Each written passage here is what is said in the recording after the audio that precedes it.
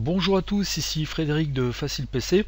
Je vous souhaite la bienvenue dans cette vidéo formation où je vous propose de voir comment modifier simultanément plusieurs photos grâce à Easy Image Modifier. Easy Image Modifier va vous permettre d'agir sur plusieurs clichés en même temps afin donc d'ajuster différents réglages et ce très facilement. Alors pour utiliser Easy Image Modifier, ce que je vais faire, c'est que je vais commencer par télécharger le logiciel. Donc je me rends sur Google. Donc une fois que je serai sur google.fr, bien ce que je vais faire, c'est que je vais tout simplement, je vais en profiter donc pour fermer cette petite fenêtre d'Internet Explorer.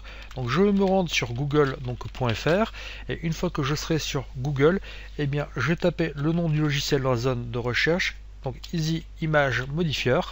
Donc vous voyez, c'est le premier choix qui m'est proposé, donc je le sélectionne et je vais aller le télécharger donc directement sur le site de l'éditeur. Vous voyez ici Easy Image Modifier. Donc je vais cliquer sur ce choix.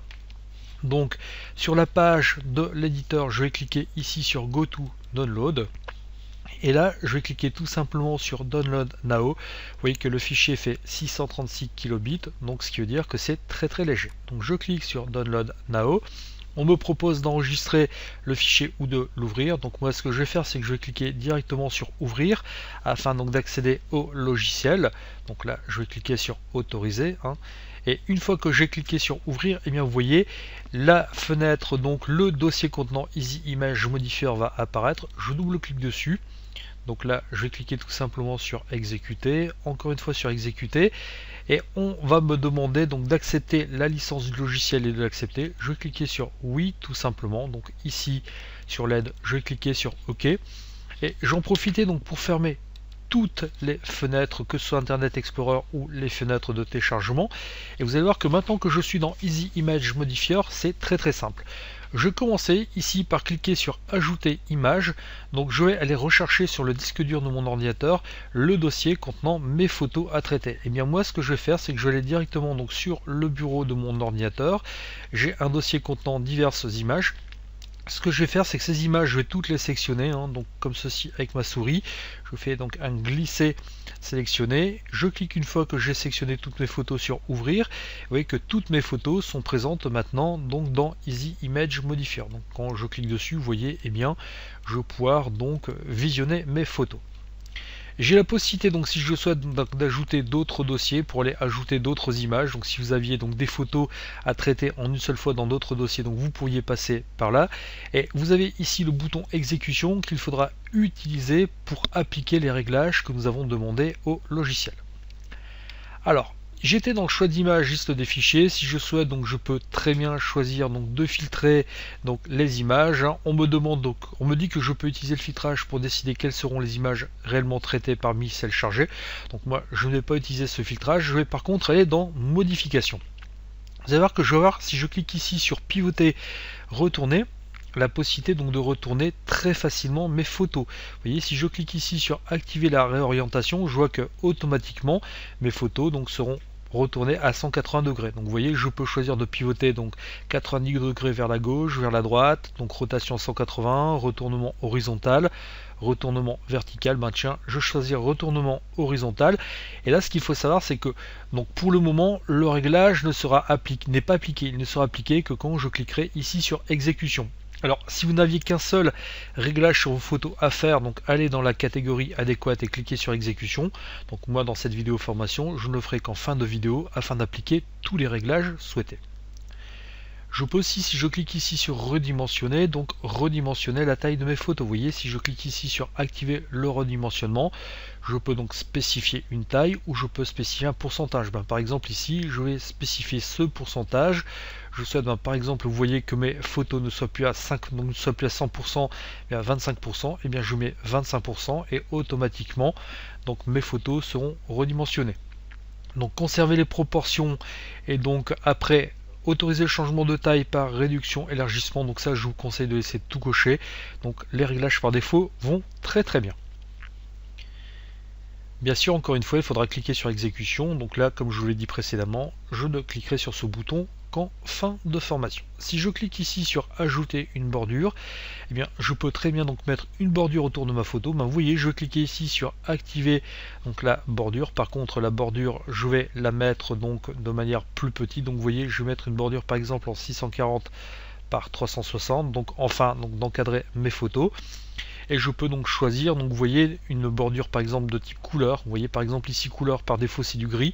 Je peux très bien, si je clique ici, donc choisir une couleur personnalisée. Donc si je clique sur ce violet, eh bien automatiquement ma bordure sera violette. Je peux très bien mettre une bordure en transparence. Donc vous voyez ici ça ne fera qu'un encadré. Ou je peux très bien mettre une bordure en répétition de pixels. Donc ça peut avoir son effet. Parfois sur certaines photos ça peut avoir un rendu bizarre. Donc ici ça a plutôt un rendu bizarre. Donc je vais remettre ici couleur. Finalement, donc si je ne souhaite pas ajouter cette bordure, eh bien il me suffirait tout simplement donc ici de décocher, activer la bordure. Maintenant, si je souhaitais mettre une bordure donc beaucoup plus petite, par exemple une bordure de 100 on va dire pixels par on va dire 50 pixels, et bien vous voyez, je n'aurai plus qu'à mettre donc les valeurs ici, et ensuite automatiquement la bordure que j'aurais mise donc s'adapterait.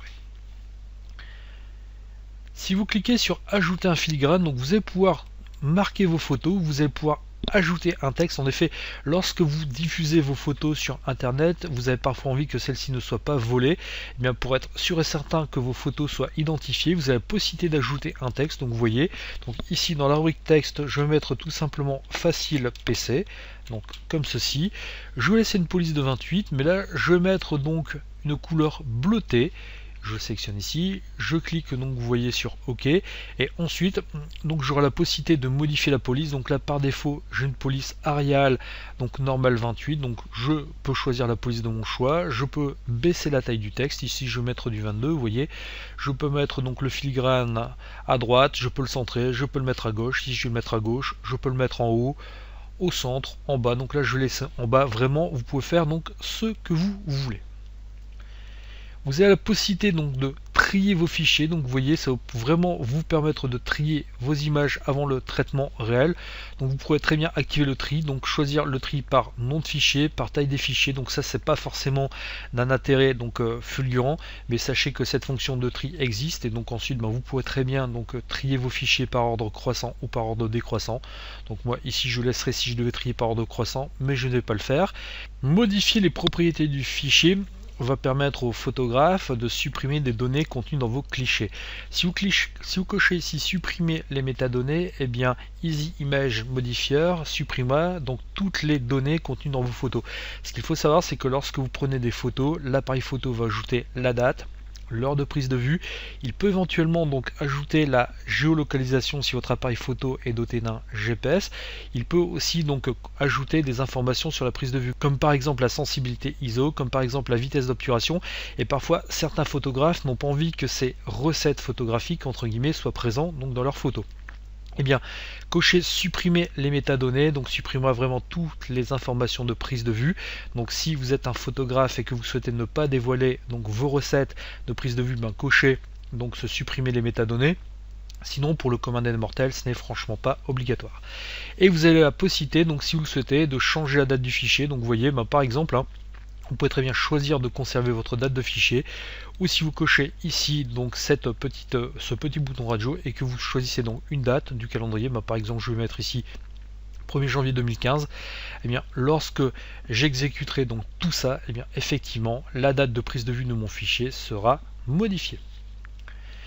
D'enregistrement, vous avez la possibilité donc de changer le format. Donc les photos qui sont présentes dans mon dossier images sont des photos au format JPEG. Vous voyez, si je vais ici sur images, que je fais un clic droit propriété, et bien je me rends compte que c'est bien un fichier donc de type JPEG.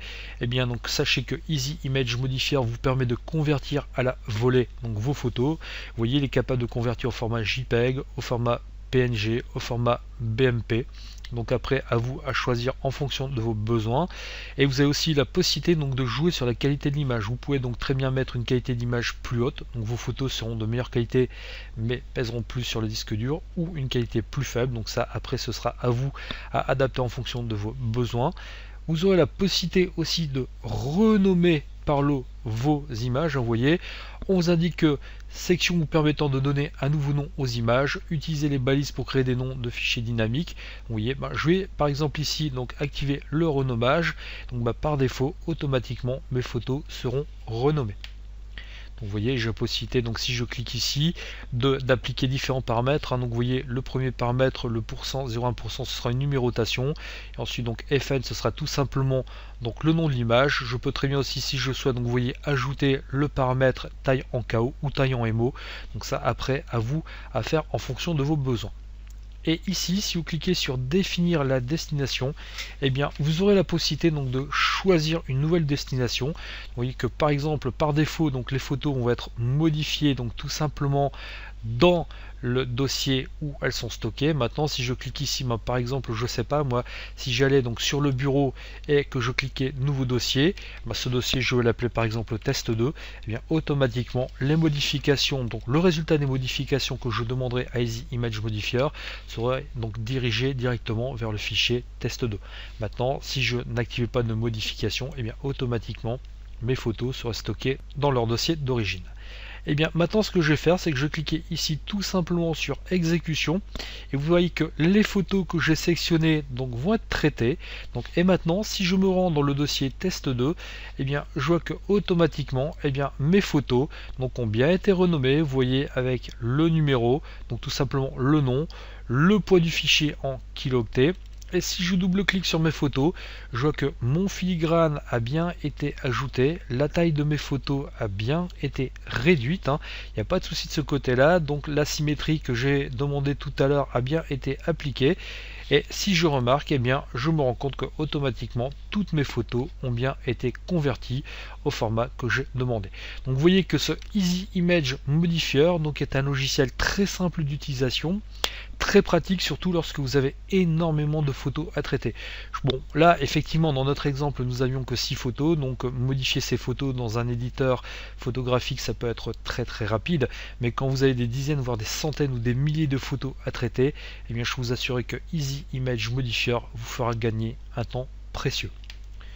Il ne me reste plus qu'à fermer le logiciel, à fermer donc le dossier dans lequel le résultat d'Easy Image Modifier est stocké, et je vous remercie de votre attention et je vous dis à bientôt dans une prochaine vidéo formation. Au revoir.